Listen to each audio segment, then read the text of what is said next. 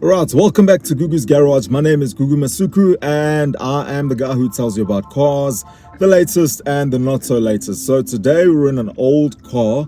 This interior may look familiar to you because I reviewed something pretty old, an 80s vehicle, Opel Monza, not so long ago, and we're back again with our retro classic side of things. We're starting a new little tab. I think it's called Retro. Go check it out. We've got all the retro reviews. So we're going to be talking about the Opel Kadett. If you're looking for any car, new or used, get onto CHANGECARS.co.za, scroll around, look around, find what you're looking for. You can even get bikes there, motorbikes, whatever it is. I think the CHANGECARS website at the moment has over 24,000 vehicles. So there is no shortage of cars on that site, and the nice thing is you won't get scammed. So every dealership that signs up to CHANGECARS and has cars being advertised on there is verified and checked, unlike some other places that you may go onto. Get onto that, check it out, find your car, be happy, excited, and get insurance. So we're affiliated with Discovery. They are the best in the business in terms of insurance. So get onto the site as well, click on the Discovery tab and get an obligation-free quote.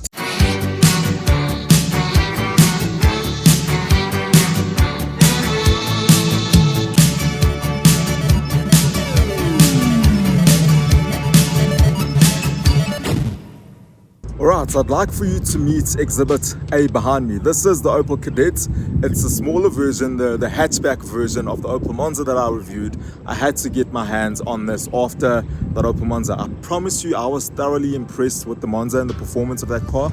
It's an 80s car, but the way it drove. So it got me thinking, if the Monza drove that well, what about, you know, like an Opel Kadett, your super bosses, those kinds of vehicles. This is the Opel Kadett. I think it's a 1.6 GSE. It's not the Super Boss, but this was one of the performance cars. So back in the day, you had your VW boys with the GTIs. That was 80s, 90s. So Opel's answer to that was this over here. We're going to take it for a drive. We're going to look at it and just see what they made back then and go down memory lane, especially for a guy like me who's pretty young and hasn't really had a chance to drive things like these. Okay, firstly, I must be honest and say that I've always felt like the Kadett was a very, very cool looking car, and especially the sportier versions with this over here, these little bonnet scoops. I don't know if they work or it's just there for show, but it's really, really always look cool, and I love the mags on this. So this one specifically has these mags, and I also love the mags on the Super Boss, the black ones I think they are. So you obviously had this sort of look. You got the headlamp over there, and you've got the little fog lamp. That was so cool. I'm sure if you had the fog lamps back then, you were like the cool guy. You turned on the fog lamps and everyone looked and said, oh, let's walk around and see more of this car. You've got this is like an old 90s thing, this little window visor little situation that we've got going on here. People liked it then. I don't see any cars that have got this now. I don't see the functionality of it, because I still get roasted by the sun when I'm driving this, despite that being there. And that is the name. It's a GSE 1.6. Don't be fooled by the 1.6, by the way. This thing does move. And then at the rear you had this little spoiler, right? Obviously the one in this car has seen better days. It's the sun. I mean, this car's it's older than I am, I'm sure. It's over 30 years old, but it still looks really, really nice at the rear as well. The one thing that's cool is that exhaust pipe over there, and you will hear it soon enough once we get driving. Okay, so before we get rolling, I just want to show you something quickly. I'm going to talk about something real quick. Now, I said this is like a performance hatch that Opel came up with. I was quite surprised to see that this thing has like racing seats with bolstering on the sides. And it feels like a racing seat. The only thing is, if you're a big person or a fat person, you'll struggle to sit in there, especially with the side bolsters over there. You're really, really going to have a hard time with those. I'm an average person and I fit very, very snug. So yeah, they didn't think about that when they designed it. Okay, of course, first things first, safety first. There aren't any airbags in here. These things were not made with airbags, so if you died like a real man. Let's get it started.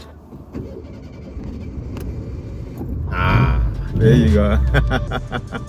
So the interesting thing, the nice thing about old cars is that it takes a few cranks and finessing to get it started. And I mean, it's part and parcel with an old car. Now, the other thing about this, because it is an old car, is first and second gear are like hen's teeth. You have to search for them, and sometimes you hit third when you're trying to hit first. Sometimes you hit fourth when you're trying to hit second. But it's an old car. It's over 30 years old. That's the fun thing about driving these kinds of cars, is that it's got character, it's got personality. Each car has its own little things that you've got to be aware of. It could be the clutch, it could be this. The Monza didn't have power steering at all. So if the Monza was impressive, this is twice as much fun. This thing goes 85 kilowatts, 170 newton meters of torque. It's so surprising in its performance, and the nice thing about it for me is that I surprise a lot of other cars who look at it and think, yeah, he's driving an old car, what can he do?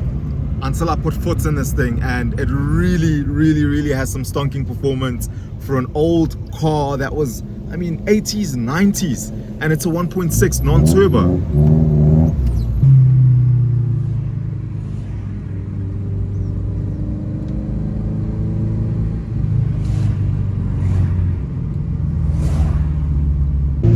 And you know what's wild about this kind of car is that there's more driving fun in something like this, which costs you basically nothing if you were to buy one of these, than there is in a modern car. Modern cars don't have character. They don't have this authentic driving experience and feel that I'm experiencing with this, where it's man and car and you've got to drive the car. You've got to shift gears. You hear the exhaust.